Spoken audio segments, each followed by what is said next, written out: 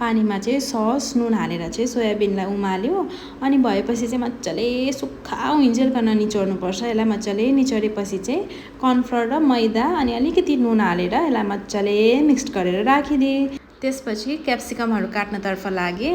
अनि चाहिँ मलाई चाहिँ मेरो हस्बेन्डले नै हेल्प गर्नुहुँदैछ है। हामी चाहिँ मिली काम गर्छौँ। त्यतिन्जेल यहाँनिर कराईमा तेल पनि तातिसक्यो। अनि चाहिँ गोल्डन ब्राउन हुने गरी सोयाबिनलाई फ्राई गर्नुपर्छ। सबै चिज काटेर रेडी भइसक्यो। अब चाहिँ पकाउनेतर्फ लाग्ने हो। प्यानमा तेल पनि तातिसक्यो। जिन्जर र गार्लिक हाल्दै हल्का ब्राउन भइसकेपछि काटेको सबै थोक हालेर यसलाई पनि एकछिन भुट्नुपर्छ है।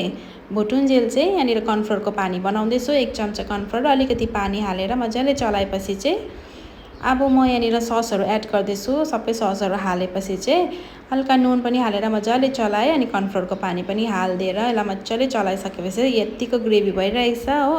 त्यसको बादमा सोयाबिनहरू पनि हालिदिएँ। मेरो चाहिँ हल्का डढ्यो।